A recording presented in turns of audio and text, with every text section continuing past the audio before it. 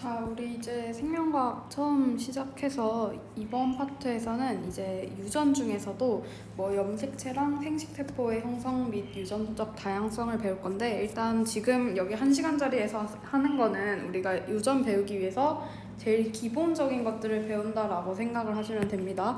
그래서 먼저 여기 염색체라고 되어 있는데, 이제 염색체 생각하시면 여러분들이 생각하는 모습이 뭐 요런 모양 많이 보셨을 거예요. 그래서 우리가 지금 유전이라고 하는 게 뭐냐면 아빠의 생식세포와 엄마의 생식세포가 만나서 이것이 자손한테 뭐 전달이 된다라는 것이 유전을 요약한 것이라고 얘기를 할 수 있는데, 이 유전이 되는 매개체 자체가 이 염색체들이라고 생각을 하시면 됩니다.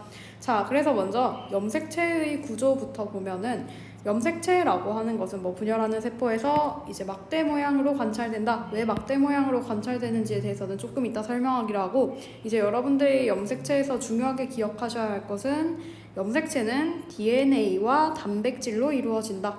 자, 그래서 일단 우리가 DNA라고 하는 건 뭐 유전이랑 연관된 것이다 라고 여러분들이 기억을 하시고 있을 텐데, 이때 우리가 주의해야 할 점은 단백질이라고 하는 것이 같이 섞여야 얘네들이 염색체가 될 수 있다는 점인 거고, 우리가 이 단백질은 정확하게 히스톤 단백질이라고 얘기를 합니다. 자, 그래서 이제 우리가 염색체를 구성하는 두 가지 물질 중 DNA부터 한번 볼 건데, DNA라는 건 여러분들 아마 고1 때 배웠듯이 뉴클레오타이드가 반복적으로 연결되어 형성된 폴리뉴클레오타이드 두 가닥이 나선 모양으로 꼬인 구조로 유전 정보를 저장하고 있는 유전 물질이다 라고 되어 있죠. 자, 그래서 지금 이거 한번 우리 복습을 해보자면, 우리가 핵산이라고 하는 것의 종류에는 뭐가 있었지? DNA와 RNA 두 가지가 있었다라고 했었지. 자, 근데 여기서 두 가닥으로 되어 있는 건 DNA, 한 가닥으로 되어 있는 건 RNA라고 얘기를 했어요. 그럼 우리가 이 DNA, RNA를 각각 어떤 데 쓰냐? 우리가 기억하기를 사람은 무엇으로 구성된다? 사람을 이루는 대부분의 물질은 단백질이다 라고 얘기를 했었죠.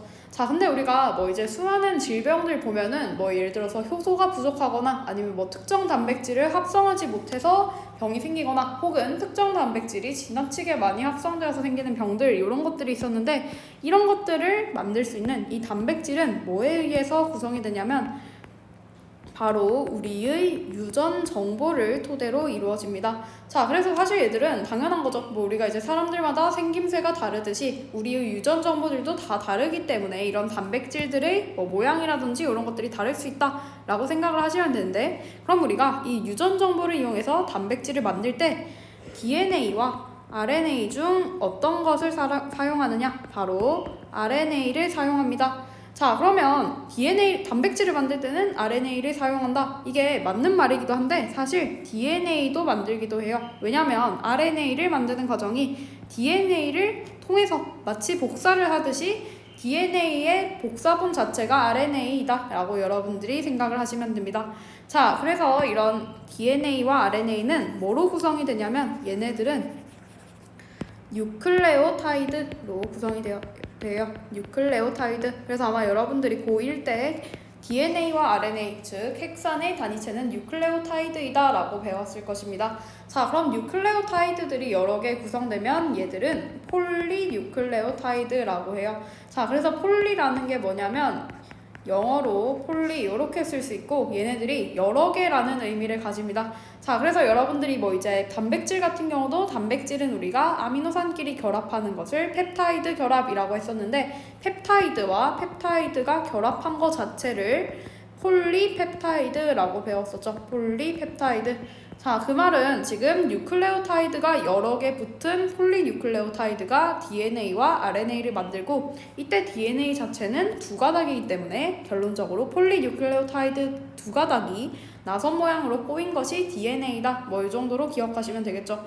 그래서 얘들은 당연히 유전 정보를 저장하고 있는 유전 물질이다 라고 생각을 할 수 있는 거고, 그럼 우리가 DNA와 유전자, 이거 되게 헷갈려하는 친구들이 많은데, 유전자라고 하는 건 이제 생물의 형질을 결정하는 직접적인 유전 정보의 단위를 의미합니다. 그 말은 DNA와 RNA 중 어떤 것이 어떤 것에 포함됐냐? 유전자가 DNA에 포함되어 있다라고 생각을 하시면 되겠죠. 그래서 우리가 지금 여기 밑에 그림 보시면 이제 여기 그림에는 안 나와 있는데 뭐 이제 DNA 자체가 이중 나선 구조로 이렇게 뭐 꼬여 있다라고 생각을 한다면 이 하나의 DNA의 일부 부분에 유전자가 이런 식으로 존재를 한다라고 생각을 하시면 돼요. 그래서 이 유전자 자체가 특정한 단백질을 만들 수 있기 때문에 뭐 우리가 이제 어떤 유전자가 결핍되었다면 뭐 유전병이 발생할 수 있다. 뭐 여러분들이 이 정도로 기억하시면 됩니다. 자, 그래서 하나의 DNA에는 한 개의 유전자가 들어있다. 당연히 틀린 말이겠죠. 그래서 하나의 DNA에는 수많은 유전자가 존재한다 라고 보시면 됩니다. 그래서 우리가 유전체라고 하는 건 뭐냐면 한 개체가 가지고 있는 모든 유전 정보를 이렇게 유전체라고 부른다. 즉 뭐 유전자, DNA, 염색체 이런 것들을 통틀어서 지금 유전체라고 부를 수 있다 라고 생각하시면 되겠죠. 자, 그래서 여러분들이 뭐 이제 책에서 봤던 DNA 구조를 상상해보면 얘네들이 이런 식으로 되어 있고 염기들끼리 상부적인 결합을 하고 있는 그림 여러분들이 많이 보셨을 거예요. 자, 근데 우리가 사실 이 염색체가 아니라 DNA라고 하는 건 뭐냐면 되게 얇은 실처럼 되어 있어요. 자, 그래서 우리가 지금 다시 되돌아보자면 염색체는 단백질과 DNA로 구성된다라고 우리가 얘기했었죠. 그래서 염색체는 어떻게 구성되냐면 이렇게 실처럼 보이는 DNA 자체에 히스톤 단백질이 달려서 얘네들이 뭉쳐진 형태 자체를 염색체라고 한다라고 보시면 됩니다. 자, 근데 우리가 지금 위에서 봤을 때 염색체는 분열하는 세포에서 막대 모양으로 관찰된다라고 얘기를 했었죠. 그 말은 분열을 하고 있지 않는 세포에서는 뭔가 또 다른 양상을 가지고 있다라고 여러분들이 생각하시면 되겠죠. 자, 그래서 우리가 어차피 뒤에 파트에서 보기는 할 건데 일단 여러분들이 기본적으로 염색체는 어떻게 만들어질까를 생각해 본다면 이렇게 실처럼 보이는 검은색으로 써야겠다. 자, 이렇게 실처럼 보이는 DNA와 우리가 동글동글하게 보이는 단백질, 정확하게는 히스톤 단백질로 구성이 되어 있다라고 여러분들이 일단 여기서는 기억해 주시면 될 것 같아요. 자, 그러면 우리가 사실 이 염색체 자체가 결국에는 우리의 유전을 결정하는 어떤 매개체이기 때문에 분명 얘네들끼리에도 종류가 존재하겠죠. 자, 그래서 이제 두 번째에서는 사람의 염색체에서 염색체의 종류가 무엇이 있는지 설명을 하고 있어요. 자, 그래서 여기서 보면 일단 상동염색체라는 개념, 상염색체와 성염색체라는 개념, 핵산이라는 세 가지 개념이 나와 있는데 자, 먼저 상동염색체부터 봅시다. 자, 상동염색체가 무슨 의미냐면 이 상 자체가 모양을 의미해요. 자, 동은 뭐냐? 같다를 의미해요. 자, 그럼 상동염색체라는 건 모양이 같은, 크기가 같은, 모양과 크기가 같은 염색체라는 것을 의미합니다. 자, 그러면 여러분들이 아직 유전 뭐 깊게는 배우지 않아도 우리가 알 수 있는 게 우리는 아빠의 유전자 반이랑 엄마의 유전자 반을 가져서 어떤 자손이 태어날 수 있다라고 배웠습니다. 자, 그 말은 이제 뭐 염색체 중에서 뭐 완전 정확하진 않지만 뭐 키를 결정하는 염색체도 있을 거고 뭐 몸무게를 결정하는 염색체도 있을 거고 그럼 우리가 특징이 예를 들어서 자, 빨간색으로 보이는 걸 키를 결정하는 염색체라고 생각해 볼게요. 그리고 초록색을 가지는 건 몸무게를 결정하는 염색체라고 생각을 해볼게요. 자, 그러면 우리가 이제 엄마한테서 키를 가지는 염색체와 몸무게를 결정하는 염색체를 하나씩 받을 거고 아빠한테서도 키를 결정하는 염색체와 몸무게를 결정하는 염색체를 똑같이 받겠죠. 자, 그래서 여러분들이 상동염색체에서 기억을 하셔야 하는 건 우리가 이 상동염색체는 결국에는 정상적인 사람한테서는 상동염색체가 이제 몇 쌍 있는데 이 몇 쌍에 대해서 똑같은 애들이 각각 2개씩 존재를 하겠죠. 왜냐면 엄마 하나, 아빠 하나. 자, 그리고 얘들 같은 경우도 엄마 하나, 아빠 하나. 자, 그렇기 때문에 우리가 상동염색체에서는 얘네들이 일단 한 쌍의 염색체인데 이 한 쌍 자체에는 염색체가 몇 개 들어있다? 2개 들어있다 라고 기억을 하시면 됩니다. 그래서 얘들은 우리 밑에서 핵상 배울 때 한 번 더 볼 거고 그 다음에 상염색체와 성염색체 한번 볼게요. 자, 일단 성염색체라는 건 뭐냐면 성이라는 게 붙어 있는데 이게 성별할 때 성을 의미합니다. 그래서 성염색체 같은 경우는 성결정에 관여하는 염색체입니다. 자, 그럼 우리가 성별은 남과 여 2개 있겠지. 근데 성염색체는 성결정에 관여해요. 그 말은 남녀가 성별이 다른데 얘네들끼리 성염색체를 같게 가진다면 뭐 이제 성별이 구분이 될 수 없겠죠. 자, 그래서 성염색체의 가장 중요한 특징은 암수에 따라서 구성이 달라요. 자, 그래서 남자 같은 경우는 XY, 여자 같은 경우는 XX를 가집니다. 자, 그 말은 우리가 뭐 뒤에서 한번 살펴볼 거지만 예를 들어서 XY와 XX끼리 만나서 성별이 어떻게 결정되느냐. 자, 이거 한번 색깔로 생각을 해볼게요. 지금 여기서 요렇게 한번 나타내 봤을 때 우리가 남자가 태어나려면 무조건 Y 하나를 가져야겠죠. 여자와 비교할 때. 자, 그래서 남자가 태어날 경우에는 아빠는 무조건 아들한테 Y 염색체를 하나 줄 거예요. 그럼 자동으로 엄마는 X 염색체 하나 주겠죠. 자, 그리고 이제 여자가 태어날 때는 아빠는 반드시 X 염색체를 줘야 합니다. 왜냐면 X 염색체를 받지 않고 Y 염색체가 태어난다면 그건 곧 아들이 태어난다라는 것을 의미하기 때문에. 자, 그래서 우리가 대충 이런 식으로 생각을 할 수 있는 거죠. 그래서 일단 여기서는 성염색체의 종류에는 자동으로 X 염색체와 Y 염색체가 있다. 자, 그래서 XY를 가진다면 남자, XX를 가진다면 여자이다 라고 여러분들이 기억을 해주세요. 자, 그렇다면 지금 상염색체와 성염색체라고 구분되는 상염색체는 무엇일까? 상염색체는 성별에 관계없이 암수에 공통으로 존재하는 염색체이다 라고 여러분들이 생각하시면 됩니다. 자, 그럼 여기서 질문. 상염색체는 쌍을 이룬다 안 이룬다 라는 것에 대해서 여러분들이 답하시려면 우리 몸에 있는 정상적인 염색체는 모두 쌍을 구성한다 라고 생각하시면 되겠죠. 왜냐면 우리 아까 말했던 거, 우리의 염색체는 반은 아빠 거, 반은 엄마한테서 각각 하나씩 받기 때문에, 그래서 키를 결정하는 염색체 쌍을 하나씩 두 개 받고, 몸을 결정하는 것도 마찬가지로 하나씩 두 개 받고 해서 쌍을 이루고 있다 라고 생각을 하시면 됩니다. 자, 그래서 이렇게 쌍을 이룬다라는 것에 대해서 쉽게 이해를 할 수 있는 게 바로 핵쌍이라고 생각하시면 돼요. 자, 그래서 우리가 핵쌍이랑 핵형 또 우리 구분지어서 한번 볼 건데, 먼저 핵쌍의 정의는 하나의 세포 속에 들어있는 염색체의 상대적인 수이다 라고 되어 있어요. 자, 그래서 여기서 중요한 게 상동염색체가 쌍을 이루고 있으면 2n, 상동염색체 중 하나만 있으면 n으로 표시한다 라고 되어 있죠. 자, 그래서 우리 이거 방학 때 한번 했는데 여러분들이 정리해 놓으시기를 여기 요렇게 메모를 해두시고, 우리가 n 앞에 들어갈 거는 쌍을 이루는지 안 이루는지를 나타낸다 라고 보시면 될 거고, 여기 들어갈 것은 염색체의 개수입니다.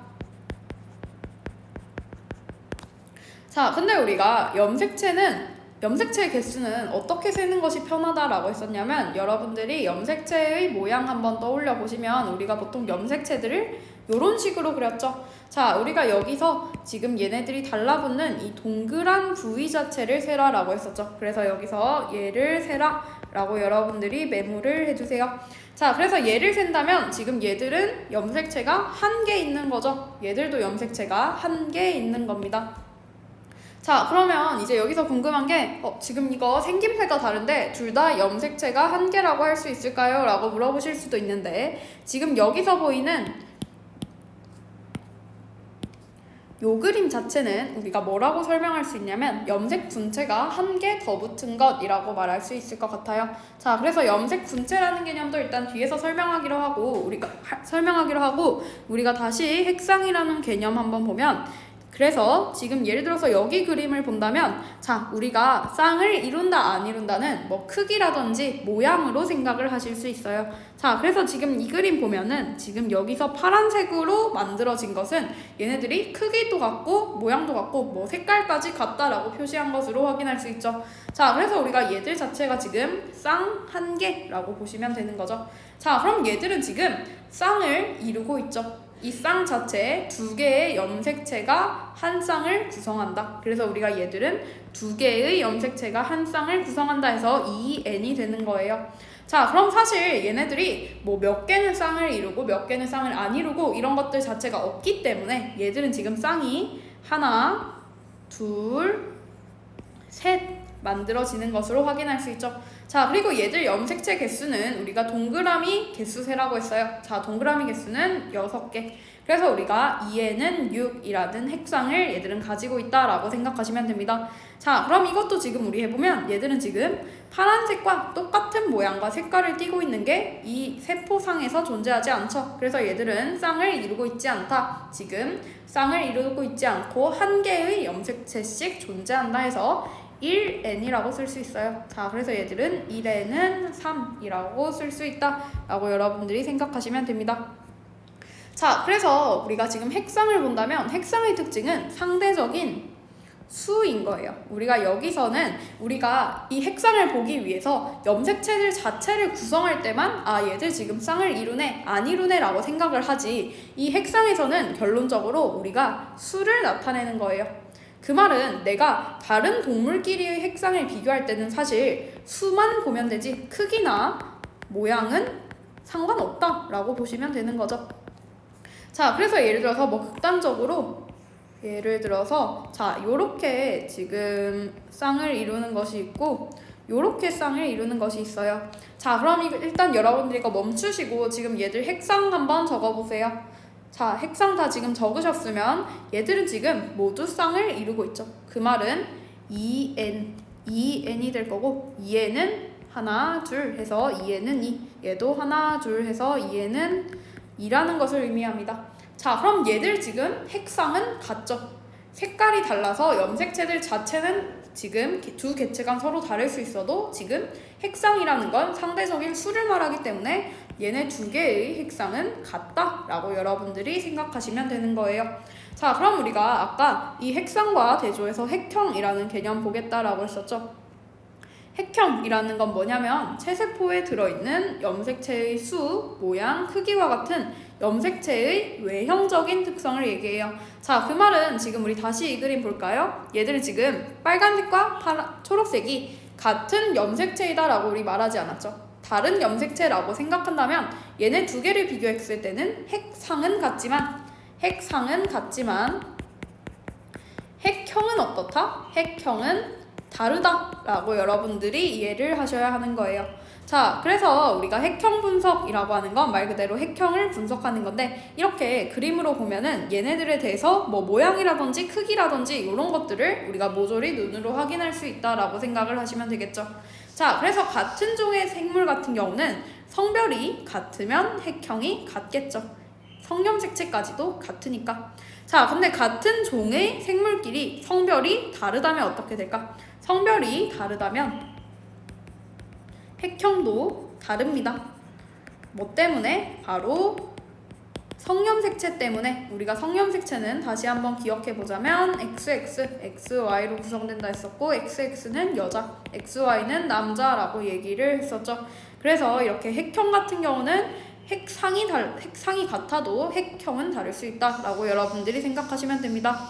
자, 그래서 간단하게 핵형 분석을 한다면 우리가 이제 염색체의 수에는 이상이 있는지 성별에 이상이 있는지 이런 것들을 보실 수 있어요. 자, 근데 여기서 한번 볼게. 지금 밑에서 남모양 적혈구 빈혈증, 페닐케톤 요증과 같은 유전자 수준의 이상은 알 수 없다라고 되어 있죠. 자, 그래서 이 이유 자체가 여러분들이 메모해 두시기를, 남모양 적혈구 빈혈증, 페닐케톤 요증 자체가 유전자에 문제가 생겨서 만들어지는 질병이기 때문에 라고 생각을 하시면 되는 거예요. 자, 그래서 얘들 같은 경우는 우리가 뒤에서 유전자병, 유전병 이런 거 설명할 때 간단하게 보도록 할게요. 자, 그래서 우리가 마지막으로 이제 염색 분체와 상동 염색체 얘들 개념 한 번만 더 되짚어보고 일단 앞에 시간은 마무리할게요. 자, 그래서 염색 분체라고 하는 건 뭐냐면, 이게 우리가 많이 헷갈려하는 게 염색 분체와 상동 염색체 개념을 혼동해서 쓸 수도 있는데 얘들 한번 같이 이해해 보도록 할게요. 자, 그래서 염색 분체의 개념 한번 먼저 보겠습니다. 염색 분체는 세포 분열 전기와 중기에서 관찰되는 염색체에서 동원체 부분이 서로 연결되어 있는 각각의 가닥을 의미합니다. 자, 그래서 우리가 아까 핵상 얘기할 때 동그라미 개수세라라고 했었죠. 자, 그래서 이제 염색체에서 보면은 이 동그란 부분 자체를 동원체라고 우리가 얘기를 해요. 자, 그래서 이 동원체 부분이 서로 연결되어 있는 각각의 가닥을 지금 염색 분체라고 얘기하고 있는데, 쉽게 생각해서 이렇게 한 가닥, 이렇게 두 가닥을 우리가 각각 염색 분체라고 얘기를 한다라고 여러분들이 이해하시면 될 것 같아요. 자, 그래서 이제 유전자 볼 때, 염색체 볼 때 여러분들이 이렇게 잘라서 생각하시면 안 되고, 이렇게 세로 모양으로 한 개의 가닥, 또 한 개의 가닥. 그래서 얘들은 지금 염색 분체가 몇 개? 염색 분체가 2개라고 생각하시면 돼요. 이렇게 하나, 둘, 셋, 넷 세는 거 아닙니다. 세로로 반 갈라서 하나, 2개라고 여러분들이 생각하시면 돼요. 자, 그래서 이 염색 분체는 어떻게 형성되냐? 얘들은 DNA가 복제되어서 만들어져요. 한 염색 분체를 복제해서 우리가 얘네들 다른 염색 분체가 만들어진다 라고 생각하시면 됩니다.